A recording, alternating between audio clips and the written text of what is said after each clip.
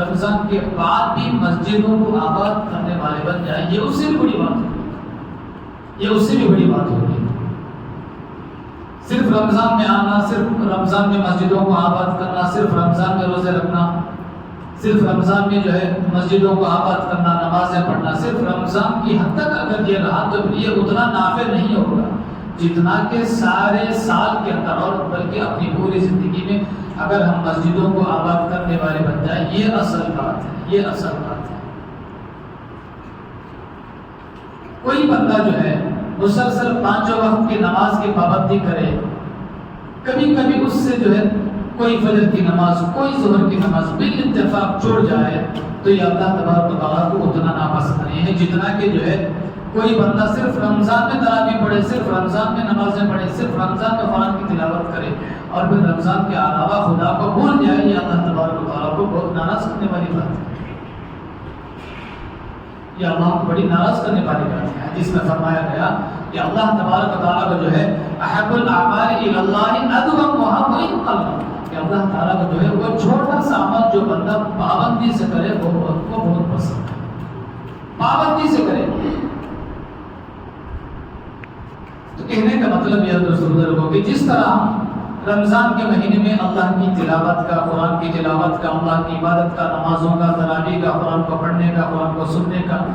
رمضان میں جس طرح ہم اللہ کا دھیان کرتے ہیں، اللہ کی پاکی بیان کرتے ہیں، اللہ کی تسبیح کرتے ہیں اور ہر وقت اللہ کو یاد کرتے رہتے ہیں، دعا کریں کہ اللہ تبارک و تعالیٰ ہمارے اس لگاؤ کو، ہمارے اس تعلق کو رمضان کے بعد بھی بلکہ پوری زندگی مرتے دم تک قائم بنائے گا۔ اللہ تبارک و تعالیٰ نے پیغمبروں کو بھیجا، اللہ تعالیٰ نے قرآن شریف کو نازل فرمایا، اور جتنی آسمانی کتابیں اور جتنی آسمانی صحیفے ہیں ان سارے پیغمبروں کو، ان سارے کتابوں کو، ان سارے صحیفوں کے نازل کرنے کا صرف ایک مقصد ہے کہ انسان کے دل کا تعلق اللہ سے جڑ جائے۔ اگر کسی انسان کے دل کا تعلق اللہ سے جڑ گیا تو پھر وہ نہ رمضان دیکھے گا، نہ رمضان کے علاوہ کوئی دوسرا مہینہ دیکھے گا، بلکہ ہر وقت مسجد کو آباد کرنے والا بن جائے گا، ہر وقت جو ہے ہر دن نمازوں کا پابند بن جائے گا۔ اور یہ بڑی ضروری چیز ہے دوستوں،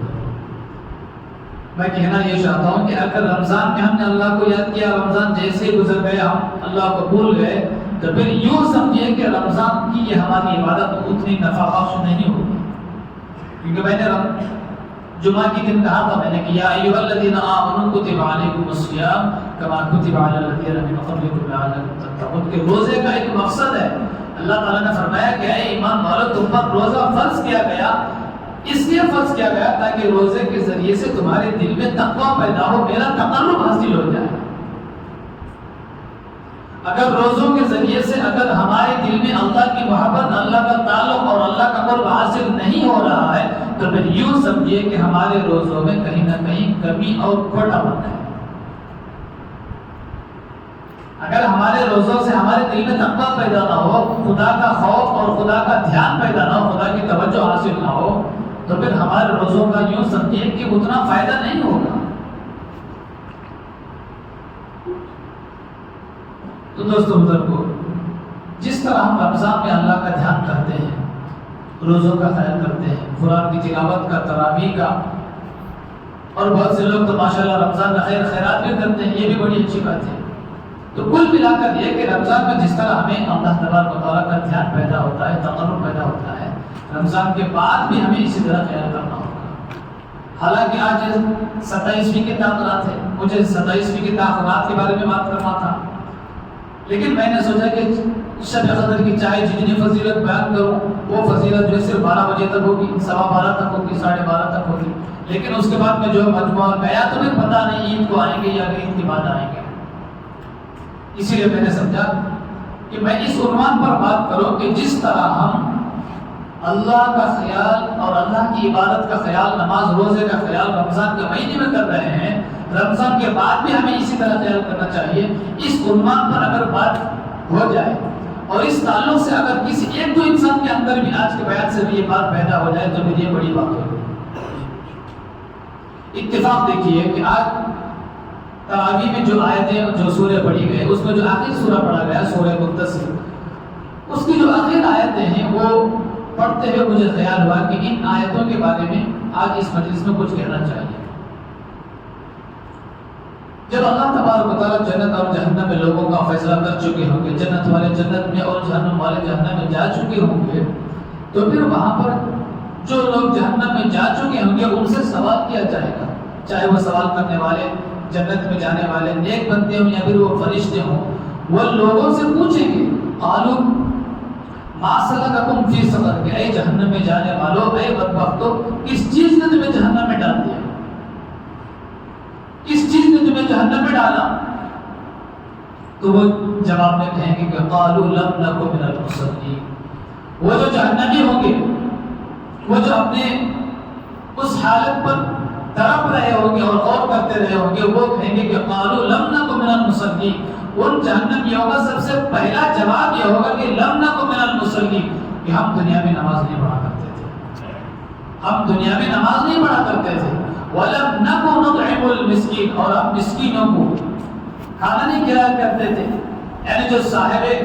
ثروت ہیں، جو دولت مند ہیں، جن کے اوپر زکوٰۃ واجب ہے اور جو چاہتے ہیں تو کسی غریب کی مدد کر سکتے تھے، جن کو مال و دولت اللہ تبارک و تعالیٰ نے عطا کی تھی، لیکن صرف بدبختی اور کنجوسی کی وجہ سے انہوں نے مال کو اللہ کی راہ میں خرچ نہیں کیا، تو یہ بڑی بدبختی کی بات ہوگی۔ تو وہ وہاں پر سب سے پہلا تو جواب یہ دیں گے کہ قالوا لم نک من المصلین،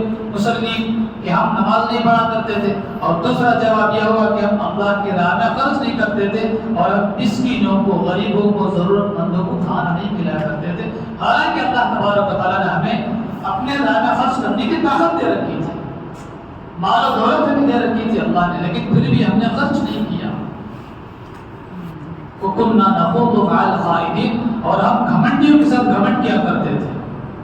وَكُنَّا نُكَذِّبُ بِيَوْمِ الدِّينِ، اور ہم قیامت کے دن کو جھٹلایا کرتے تھے۔ یہاں پر جھٹلانے کے دو معنی ہیں، ہم لوگ تو قیامت کے دن کو جھٹلاتے نہیں، ہم لوگ تو قیامت کے دن کا جو ہے اقرار کرنے والے ہیں، قیامت کے دن پر تو ہم ایمان رکھنے والے ہیں، اور ایک وہ ہیں جو کافر ہیں جو قیامت کے دن کا انکار کریں گے اور یہ کہتے ہیں کہ انسان جب پیدا ہو گیا اور پل کی مٹی ہو کر ختم ہو گیا تو پھر دوبارہ انسان کو پیدا ہو، دوبارہ قیامت میں ان کو اٹھنا نہیں ہے، کوئی حساب و کتاب نہیں ہوگا، کوئی جنت اور جہنم نہیں ہوگی، ایک تو وہ قیامت کے دن کا انکار کریں گے۔ لیکن اللہ تبارک و تعالیٰ جو ہے اس آیت میں یہ فرمانا چاہتے ہیں کہ انکار کرنے کے دو معنی ہیں، ایک یہ کہ زبانی سے انکار کر دو جیسے کافر لوگ انکار کرتے ہیں، اور دوسرا مطلب یہ ہوگا کہ مانتے تو ہیں کہ قیامت آئے گی اور ہمیں حساب و کتاب کے لیے اللہ کے دربار میں پیش ہونا ہوگا، لیکن اس کے تقاضے پر عمل نہیں کیا کرتے تھے، یعنی قرآن پر عمل نہیں کیا کرتے تھے، مانتے تو تھے قیامت کے دن کو، لیکن اس کی تیاری کے لیے دنیا میں عمل نہیں کرتے تھے، جیسا کہ آج بہت سے لوگ کیا کرتے ہیں۔ یہ بھی ایک اعتبار سے جو ہے قیامت کا انکار ہو گیا، ایسی غفلت والی زندگی گزارنا کہ جس زندگی میں جو ہے نہ نماز کا خیال، نہ روزے کا خیال، نہ قرآن کا خیال، یہ بھی تو ایک اعتبار سے قیامت کے دن کا انکار ہو گیا،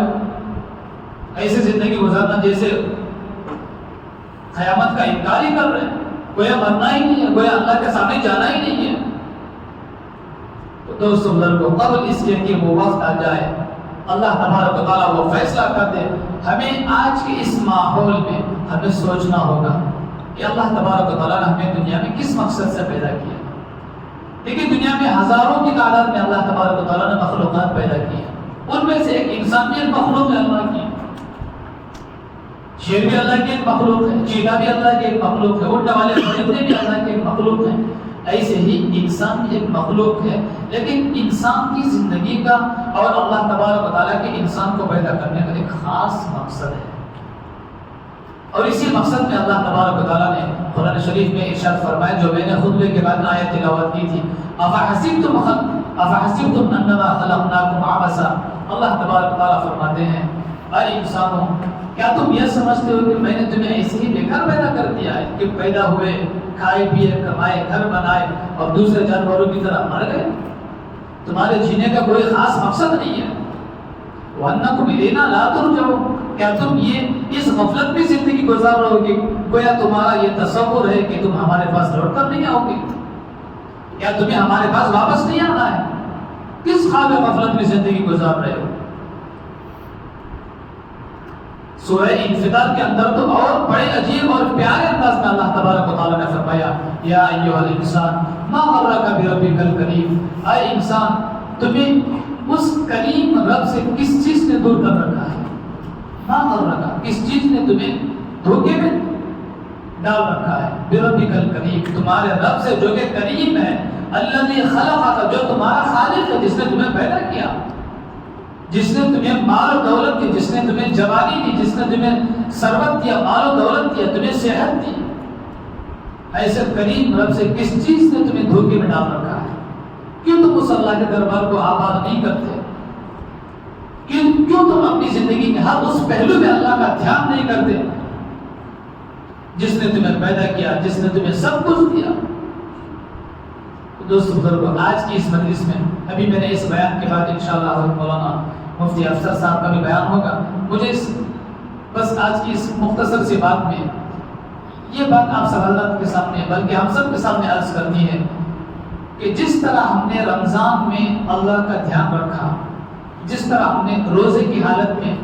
بری بات نہیں کی، برا کام نہیں کیا، بری سوچ نہیں رکھی کہ مبارک مہینہ ہے، ہم سب روزے کی حالت میں ہیں، ہمیں برا نہیں کرنا چاہیے، ہمیں گالی گلوچ نہیں کرنا چاہیے، ہمیں جھوٹ نہیں بولنا چاہیے، ہمیں کسی کو دھوکہ نہیں دینا چاہیے۔ روزے کا مقصد یہ ہے کہ اس ٹریننگ کے ذریعے سے ہمیں ساری زندگی میں یہ دھیان پیدا ہو جائے کہ جس طرح ہم نے روزے میں جھوٹ نہیں بولا، ہم نے